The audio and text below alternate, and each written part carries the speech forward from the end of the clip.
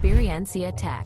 Hola a todos, ¿cómo están? Acá Mauricio López en un nuevo capítulo de Experiencia Tech. Como siempre acá en los estudios de Santiago Podcast. Ya sabes, esta temporada 2 la estamos grabando completamente en Santiago Podcast. Te invito a que te metas a www.santiagopodcast.cl y encuentres ahí el espacio que te acomode y vente acá y armas tú también tu podcast o tu podcast más entretenido.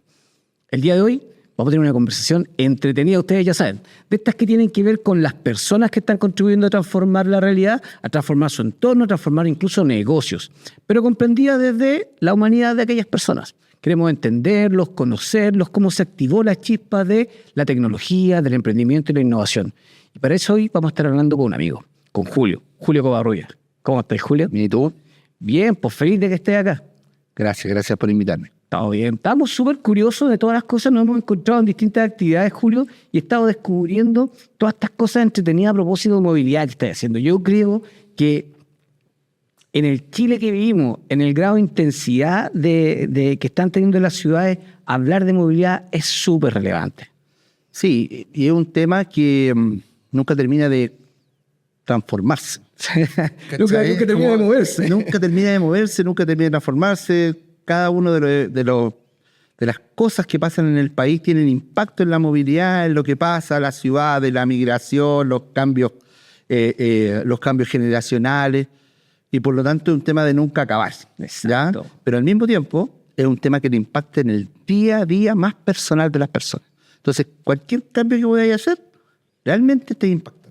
Y tienes razón, porque finalmente, en el normal de las personas, trabajamos 8 horas, más un par de horas, movilizándonos, y mientras yo pueda reducir eso, el impacto que tengo en llegar más temprano a mi casa, compartir con mi familia, ir a juntarme con quien yo quiera juntarme. Hay impacto. O sea, a mí me impacta, yo vengo de Isla Maipo. Cacha, no te dice te impacta. 2 veces a la semana, en Maipo, salgo a las 6:30 de la casa, para poder llegar a las 9. Cacha. A Entel. Te verás.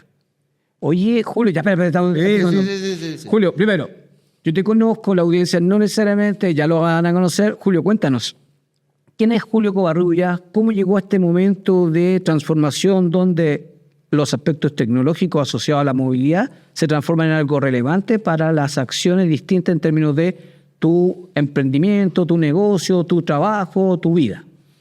Bueno, primero que nada, decirte que Julio Covarrubias es padre. Buena, Julio. Eso es como la primera cuestión que me define, porque todo lo demás va cumpliendo un propósito a partir de la misión principal de mi vida, que es ser papá. Buena. Estoy en modo funcional. Está bien.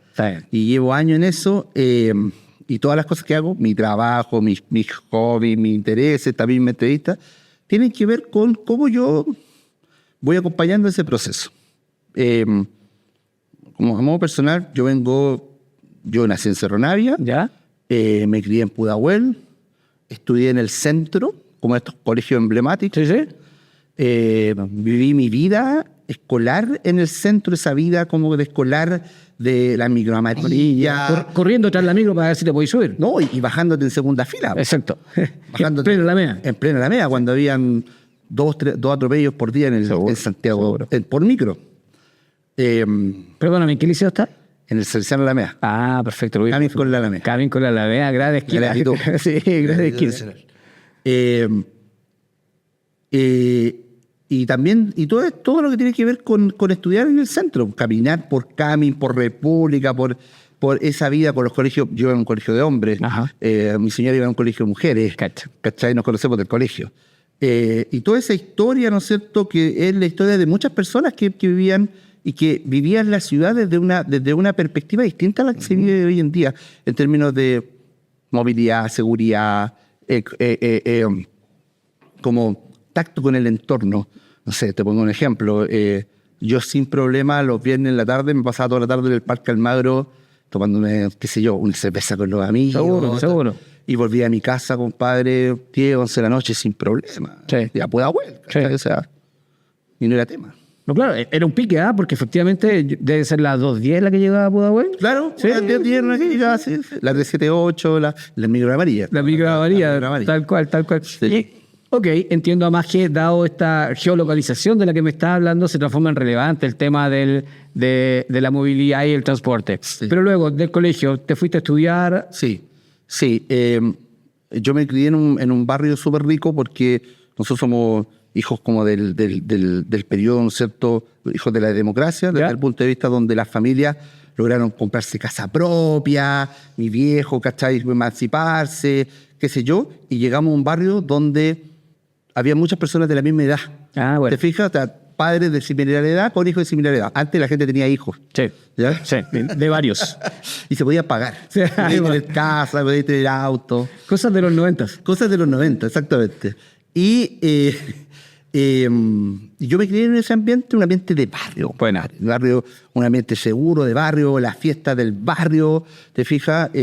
Muchos estudiábamos en el centro y había como una compenetración entre las fiestas, la vida y el estudio. Ajá. Entonces sabíamos que teníamos que estudiar, que sacarnos la cresta estudiando, pero la pasábamos el después. Sí. Y entré a Geografía en la Universidad de Chile. Ya, perfecto. No me dio para la carrera que yo quería, así que opté por Geografía y fue la mejor. Bueno, buenísimo. No me veo como abogado. No, está bien. No me veo como abogado. Espérame, tu primera opción era ser abogado. Mi primera opción era ser abogado en Chile, no me dio, y me fui a Geografía y me cambió. Ya hay un geógrafo adentro sin saberlo. Sin saberlo, entendí que esto era lo mío. Bueno. En Geografía tiene una formación súper holística. Te enseñan desde epistemología, que es la filosofía de la ciencia, Sí. hasta hidrografía, geología, vulcanología, etcétera. Paséis por todo y modelos de ciudad. Y dije, Bueno, ciudad. para allá voy yo, para economía y ciudad. Bueno. No me fue tan bien. Al principio me fue bien, después empecé a trabajar, yo fui conductor del metro. Cacha, Julio, el conductor del metro. Sí, estudiaba y era conductor del metro. Me pasaron un montón de cosas súper chistosas, otras no tanto. Seguro. Es súper duro ser conductor del metro, la formación, súper rígida. Entonces tenía que estudiar. La Chile era duro, Sí, ¿cachai? claro. Más ser conductor del metro. Entonces, porque también las lucas no me alcanzaban. O sea, Sí, obvio. viejos de esfuerzo. Y yo tenía que ayudar a parar la olla, tenía que tener plata para mí, ¿cachai? Para mis gastos. O sea, mi señora, estudiaba en Antumapu, mi señora en La Platina, ¿Ya? Facultad de Agronomía, y yo a veces no tenía para almorzar, y chucha, tenía que tomar una micro en Santa Rosa, Sí, sí, sí. a las 1 o 2 de la tarde, para llegar allá a la La ventana, Platina, sí, po. para que mi señora me comprara un completo. Igual sacrificado. Completo no valía, pero sacrificado. Po. O sea, si no lo comía, pues. Claro. Si no lo comía, pues. Y después yo acompañaba a la Andrea, estábamos hablando de la época del universitario, y yo la acompañaba, porque ella vivía en Ballero Campino, en Quiricura. Oye, tremendo pique. Y lo hacíamos todos los días. Cacha. Era otra también, pero era otra movilidad, Sí. era otra ciudad, era más seguro. Sí. ¿Ya? Y lo hacíamos todo en micro, Sí. todo a pata. Y como te decía, volviendo a geografía, en geografía todos los ramos que tienen que ver con algo geográfico, geología, geomorfología, ciudad, ¿no es cierto?, transporte, tienen terreno. Perfecto. Tú Ya. vas a terreno. Mucha calle. Mucha calle, tienes que conversar con muchas personas, entrevistar, entender, ver, conocer el territorio chileno. Y esa cuestión, padre, hermosa. No, de todas formas, porque nosotros siempre hemos dicho, valida tus soluciones, sal a la calle, conoce, descubre un problema, enamórate del problema. Pero el problema uno no se enamora ni lo descubre en una oficina bonita, po. Hay que estar afuera, po. Que te muere. Interactuando, haciendo sombreo, no sé, po, distintas herramientas para poder comprender cómo viven los potenciales beneficiarios o clientes tuyos la problemática que quieren resolver. O sea, si no conoces la realidad, no estáis... Bueno, en realidad nunca conoces toda la realidad. Sí, obvio. Esa es la verdad. Es la gracia de la realidad. Es el mito de la caverna, ¿no es cierto? Sí, claro. Tú veis las luces de la realidad, ¿ya? Pero esa disciplina te permite, ¿no es cierto?, poder mezclar cosas que no son intuitivamente mezclables, que son la economía, Ajá. la movilidad y el entorno físico de las personas. Seguro. Y cuando tú vas entendiendo esas múltiples capas de la realidad, Yep. te permite poder tener una óptica que te da como indicios de, chuta, para allá va la cosa, esto hay que hacer. Y yo empecé a tomar muchos ramos de economía. ¿Ya? Me tomé evaluación de proyectos, microeconomía, en la facultad está al lado. De Claro. hecho, la facultad de la Chile, la arquitectura está para acá, Sí. la economía está para allá. Sí. Y es como Portugal con la Portugal con la MEA. Y con diagonal Paraguay. Pero es como el muro de hierro, como la República Democrática y la República... Sí, conozco el barrio. O sea, y empecé a tomar, ¿no es cierto?, mucho conocimiento que estaba fuera del scope propio de los geógrafos. Fuera. Empecé de hecho, me quedó mucho esta frase como de la economista, como alguien tiene que pagar la fiesta. Seguro. Los recursos son limitados. Sí. Hay que priorizar. ¿Ya? Y ahí me empecé a meter en lo que hago. Buena. Entonces, ¿viviste el fenómeno de Transantiago con estos conocimientos? Sí, claro. ¿Cómo lo viste? Yo lo vi desde usuario, tengo opinión, pero ¿cómo lo viste tú? A mí me pegó haciendo la práctica. Cacha. Yo hice mi práctica en la del colegio, la hice en Aguandina. ¿Ya? La del colegio la hice en Aguandina y la de la universidad, bueno, en la universidad me fui a Codelco, pero claro, me tocó el golpe de hacer una política pública sin calle. Sin calle, ¿cierto? Sin calle. Con todos los bemoles, porque al final sí era necesario cambiar el transporte. O sea, de hecho, ahora lo vivimos. La versión que tenemos hoy en día no tiene nada que ver con cómo empezó Transantiago. Hoy en día tenemos buses espectaculares, eléctrico, buena frecuencia, conectado con el metro, como debió haber sido. O sea, yo puedo saber en qué momento viene, cuánto falta para el que sigue. Este es uno de los mejores, es, si no, el mejor transporte de América.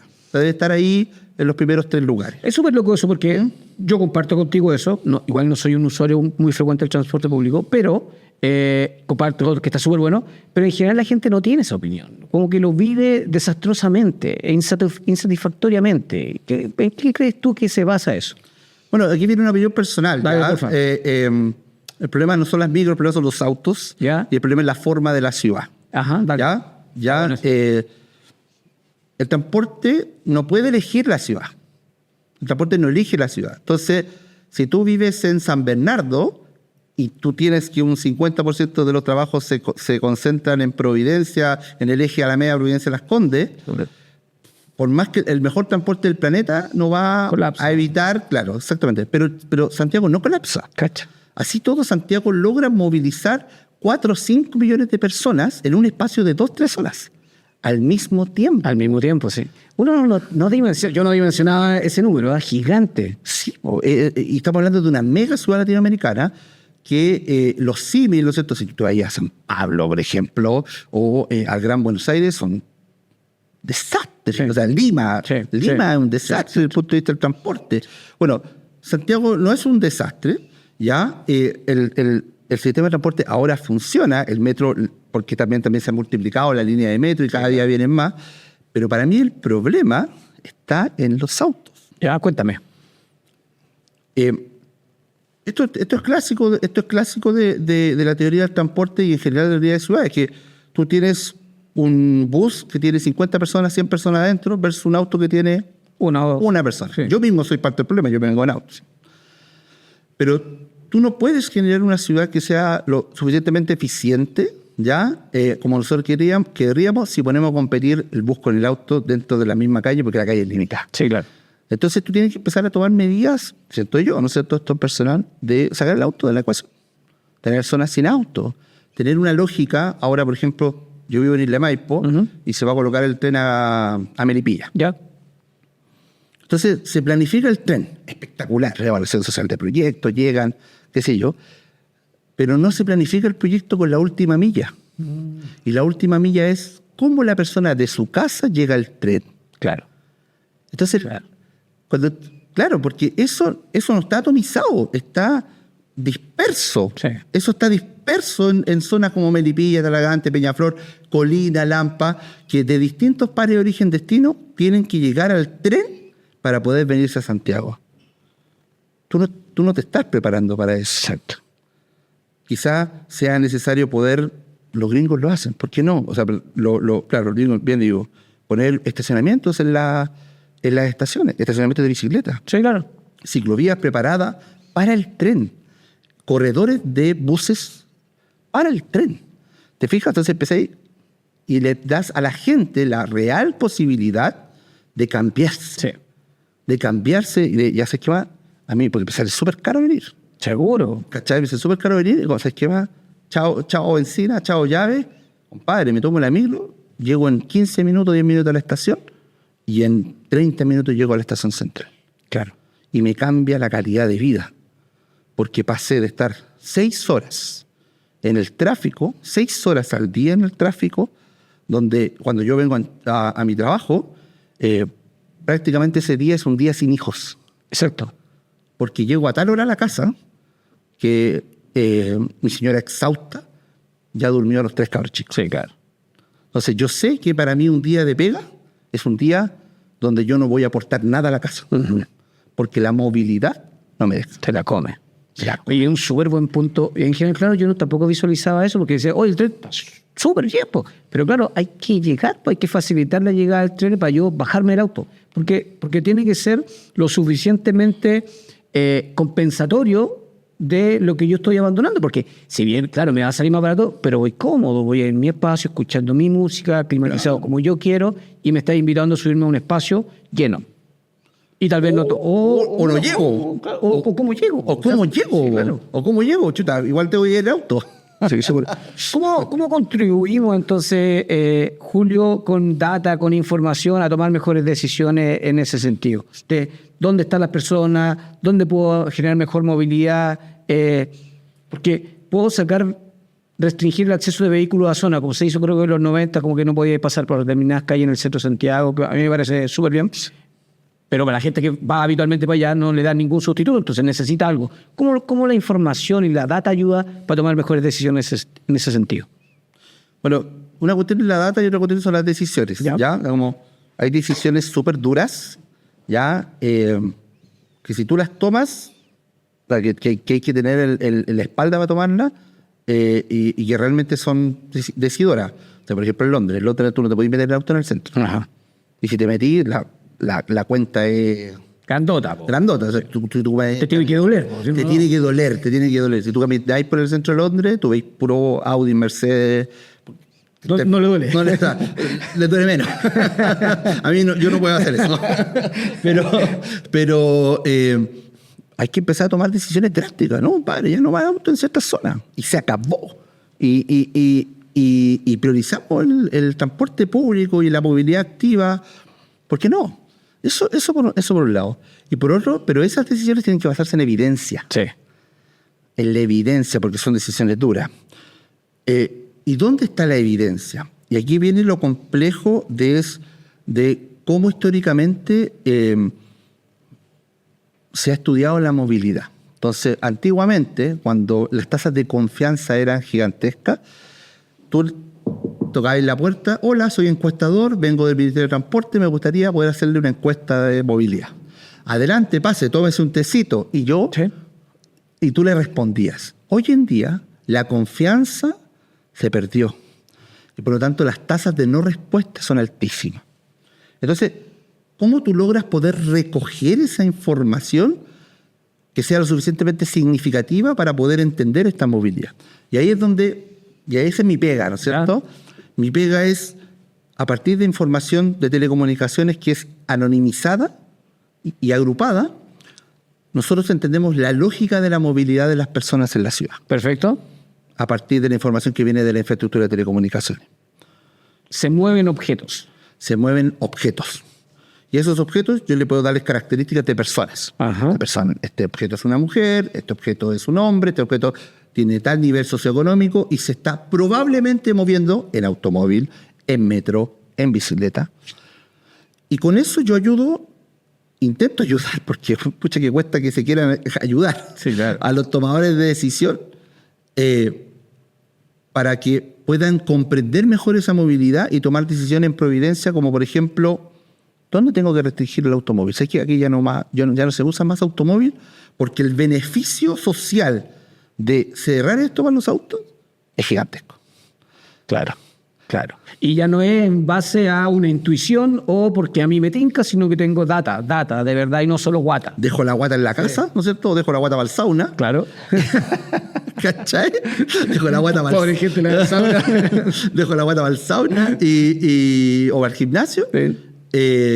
Y me pongo, ¿no es cierto?, el traje de la evidencia. Sí. De la evidencia. Y la evidencia dice que cuando tú tienes ciudades que son más caminables, más activas, no solo mejora la vida de las personas desde el punto de vista físico y emocional, porque tú caminas, te desarrollas, sino además que es un motor para la economía. Uh-huh. ¿Por qué? Porque tú estás interactuando con el espacio público y por lo tanto esa interacción te obliga, ¿no es cierto?, a detectar oportunidades y consumos que antes no se desarrollaban. Qué buen punto, porque yo he escuchado este estudio que habla que una ciudad óptima donde uno puede vivir como, voy a usar el concepto gratamente, es una ciudad donde yo tengo todo a 15 minutos caminando. Sí. Pero hoy día podría tenerlo en auto, en transporte público. Entonces es una ciudad donde yo recorro, pero sin el auto cerrado, es una ciudad en la que yo paseo y por lo tanto me puedo detener a tomar un café, me puedo detener a comprar un libro, no sé, cosas. Voy al gimnasio, voy a boxeo, exacto. Hago un podcast. Claro. A mí me gusta más el concepto de la ciudad de 1 hora. Ya, perfecto. En que yo salgo de mi casa, llego a mi trabajo y hago esa actividad, no me demoro más de 1 hora. Claro. Que igual es sensato. Es sensato, si no podéis tener una ciudad que tiene un diámetro de 50, 60 kilómetros, esperar que sea 15 minutos. Sí, no, y con la distribución geográfica que tú decías, si el polo de trabajo y de negocio está a una distancia que tengo que moverme para allá, no lo voy a traer para acá. Exacto, se pueden generar condiciones, pero eso es en un idílico, sí, seguro. ¿no es cierto? Pero a mí me gusta el concepto de la ciudad de 1 hora, donde mi trayecto, lo que me come en el día en movilidad, no me lleva más de 2 horas. ¿Te fijas? 1 hora para allá, 1 hora para acá. Sí, me fijo. Mejora la calidad de vida. Le dais la oportunidad a los padres de ser padres, pues. Cuando los trabajos no son... Yo, afortunadamente, y esto para mí es muy importante como el sueldo emocional que tengo, es que yo tengo el tremendo privilegio de que voy 2 veces a la semana a mi trabajo. Buenísimo. Y el resto es online. A veces voy más, a veces... Pero... y eso me permite tener una paternidad activa.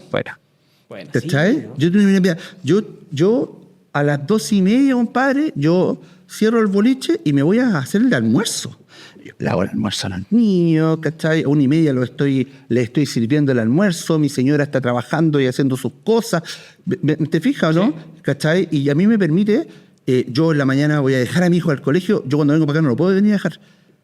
Claro. 6 de la mañana. Claro, entonces yo lo voy a dejar a mi hijo al colegio, después yo lo voy a buscar, ¿te fijas? Y yo me muevo, entonces yo logro captar su cotidianidad. Sí. Fíjate cómo... Es parte de su vida, po. Soy parte de su vida. Oye, ¿sabes que un niño me molestó, tuve un problema? O al contrario, alguna felicidad. Bueno, cuando la movilidad, el gasto en movilidad te consume la posibilidad de tú poder tener este tipo de cosas. Qué interesante. En general uno lo ve desde ese punto de vista, porque si estás tú ahí pensando en cuánto tiempo te tienes que movilizar para llegar a tu trabajo y te das cuenta que ya se pueden tomar mejores decisiones respecto al diseño de la ciudad o incluso a la apertura o no apertura de mi segundo local comercial o de mi sucursal, porque puedo tomar decisiones en tanto sé, por ejemplo, qué me está pasando por afuera. Claro, totalmente. Tú podés caracterizar, o sea, desde el punto de vista comercial, ¿ya? Ajá. Desde el punto de vista comercial, tú puedes caracterizar la demanda. Primero, medir la demanda. Seguro. Medir la demanda y caracterizar la demanda. Y con eso, ¿no es cierto?, tú puedes pillar otro tipo de oportunidades. Oye, ¿con qué nivel de confianza, con qué nivel de confiabilidad yo sé que esa distribución de objetos caracterizados están pasando para afuera de mi barrio o de vehículos por cerca de mi comuna? Depende de la tipología de la pregunta. ¿Ya? Por ejemplo, es más fácil medir la población flotante. Perfecto. La población flotante no es difícil de medir, ¿ya? Porque tiene que ver con... Esto es súper técnico, ¿ya? Dale. Esto es súper técnico, pero tiene que ver con la geometría de la traza, de cómo se está moviendo. Piensa como en una lógica de GPS, ¿ya? Y cuánto permanece ahí. Ajá. ¿Qué es más difícil de poder determinar? Si la persona va en bicicleta, si va caminando, si va en automóvil. Eso es un poquito más difícil de poder determinar, ¿ya? Pero a pesar de eso, tú trabajáis... Te pongo un ejemplo. La encuesta Kaizen se hace con 8.000 hogares... por 3.2, esa es la métrica de cuántas personas se hace la Kaizen. Nosotros tenemos 11 millones de teléfonos. Cacha. O sea, métrica distinta. un peso en la base distinto. 11 millones, eso es Big Data. Sí, obvio. Eso es Big Data, de verdad, que cuando yo le enchufo la información de la movilidad, se la enchufo a la ciudad. Bueno. ¿cachai? Bueno. Y la ciudad, mito de la caverna, ¿cachai? Mito de la caverna, donde yo tengo a la persona mirando en la esquina y no tengo idea de lo que está pasando porque con la encuesta, con los instrumentos que tengo, solo puedo ver un porcentaje de la realidad versus la luz, ¿no es cierto? Sí. Rompí las cadenas, me fui y vi la luz. Bueno, así de diferente es el tamaño de esta cuestión que te estoy conversando. Qué increíble, me encanta ese tema, porque esta es una solución en la que tú estás trabajando, estás comercializando, estás trabajando con una empresa. Cuéntame un poco más de eso para que los que están escuchándote la audiencia puedan entender cómo te conectan contigo y para entender que la solución que tú estás desarrollando puede ser beneficiosa para su negocio. Bueno, yo trabajo en Entel, ¿ya? Yo trabajo en la Empresa Nacional de Telecomunicaciones, en el área de Entel Digital, ¿ya? Donde tenemos la misión de dirigir, ¿no es cierto?, el desarrollo tecnológico del país y ayudarlo a este cambio tecnológico. Y no es un logo así, o sea, sino que de verdad está esa misión camiseteada. Yeah. Y en ese sentido, lo que nosotros hacemos es entregarle certeza a las decisiones que son decisiones comerciales, decisiones de potencial de demanda, decisiones de movilidad, para gobiernos locales, para el Estado, ¿no es cierto?, para los ministerios e incluso para las pymes. Cacha, ¿cómo qué? Por ejemplo, para las pymes. Soy un emprendedor, tengo una red de panadería, ¿ya? Tengo mi segunda panadería y quiero poner mi tercera panadería. Ok. ¿Ya? Es un excelente negocio el pan. Sí. En Chile, o sea, excelente negocio. Se come pan, sí. Y no tengo certeza dónde me tengo que colocar. En mi guatómetro me dice, oye, no, si ahí pasa harta gente, así que debería colocarme ahí. Puede ser. Sí, obvio. Puede ser, ¿ya? Pero otra cosa es decirle cuántas personas pasan, cuál es el GCE, el grupo socioeconómico que pasan. ¿Por qué es tan importante eso? Si tú veis el grupo socioeconómico, lo más intuitivo es que tú te quieras poner una panadería en donde hay grupos socioeconómicos más altos. Seguro, uno supone que hay más plata, hay más plata. Pero cuando tú veis las curvas de consumo ¿ya? De la encuesta de presupuestos familiares, los mayores consumos los tenían el C3 y el D. Cacha. La información. Es un negocio P por Q. Bueno. Es un negocio P por Q.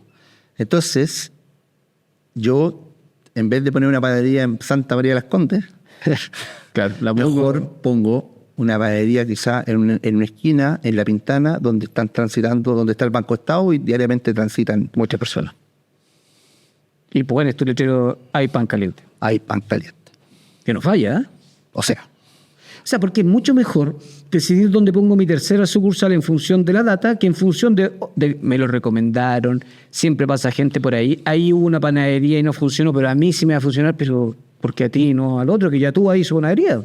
Exactamente. O sea, uno no tiene que desestimar como la experiencia de los emprendedores. Este país se ha levantado gracias a esa resistencia, ¿no? Sí, por cierto. Pero esa resistencia y esa experiencia tiene que estar, yo creo, acompañada de una certidumbre, ¿ya? Entonces, para disminuir esa incertidumbre, tú tenés, toma, aquí está el dato. ¿Cómo se llama ese producto, Julio? Ese producto se llama Crowds. Crowds, como multitudes. Ajá. Y tiene sentido por la cantidad de data. De 11 millones de móviles por ahí. Claro. 11 millones de dispositivos que están todos los días entregando, están entregando 1.000 millones de puntos de geolocalización por día. 1.000 millones. 1.000 millones de puntitos. Tú tienes 1.000 millones de puntitos diarios para... 1.000 millones para construir las métricas. 1.000 millones de puntitos diarios. Big Data. Eso es Big Data. Y eso acompañado con toda la caracterización. Entonces, cuando yo voy al emprendedor, al panadero en este caso, el panadero dice, es que me tinca ese lugar y esa información le puede dar, puede tener un sesgo de confirmación, ¿no es cierto? Seguro. O puede decir, ¿sabes qué? No. ¿Sabes qué? No voy a tomar la decisión porque lo que me está diciendo la data es que no me conviene. Es que no me conviene. O por el contrario, puede ser que él tenga la decisión y la data le dice, ¿sabes qué? Check. Dale. Vamos. Con todo. Hacia. Qué notable ya. Julio, ¿cómo te conectan para el emprendedor que está viendo esto? Que tal vez tú que estás ahí en tu casa o en la playa, ya lo hemos conversado de esos lugares maravillosos en que estás habitando y tienes que tomar una decisión. ¿Cómo conecta, Julio, cómo se conectan contigo, con tus soluciones, para poder aportarle a transformar las realidades que están viviendo? Bueno, pueden entrar a enteldigital.cl, ¿ya? Y ahí buscan en las soluciones digitales está el producto Crowds. ¿Ya? De ahí hay un formulario y ingresan. O me pueden escribir directamente a J. Covarrubia. Covarrubia se escribe la primera con P corta, doble R, la segunda con P larga, sin S, jcovarrubia, @entel.cl. Y me escriben directamente. Directo. Sí, no, sí. Ya saben, pero no lo llenen de spam. Escríbale a Julio si está buscando una solución o también métete a Entel Digital, como nos comentaba Julio, y encuentra ahí la solución Crowd. Julio, ya estamos cerrando esta conversación, está súper entretenido. Por favor, dale una vuelta y juntémonos de nuevo para hablar más acerca de cómo vamos construyendo esta ciudad y el tipo de ciudad que uno quiere. Se vienen nuevas líneas del metro, se viene un nuevo teleférico que va a ir a Huechuraba. Es como que hay espacio para conversar sobre esto. Para empezar a opinar sobre la ciudad que queremos, porque no veo muchos que estén mirando sobre esto.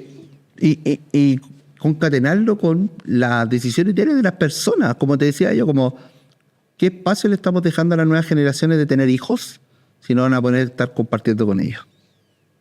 Qué tremenda reflexión. Es una buena pregunta, no solo para nosotros emprendedores que estamos acá en Experiencia Tech. Estamos en temporada de campañas presidenciales. Ojo, hay que anotar ahí los comandos que estén tratando de seducirnos en los votos. ¿Qué ciudad y qué país estamos pensando para el futuro? Muchas gracias, Julio. Y a ustedes en la comunidad, gracias por estar ahí. Hoy conversamos con Julio Covarrubia respecto a cómo transformar esta ciudad, la que nosotros estábamos habitando, pero también aplica para la ciudad que tú estás viviendo y que además la ciudad que queremos soñar, ese país y ese lugar geográfico que queremos transformar. Nos vemos. Experiencia Tech.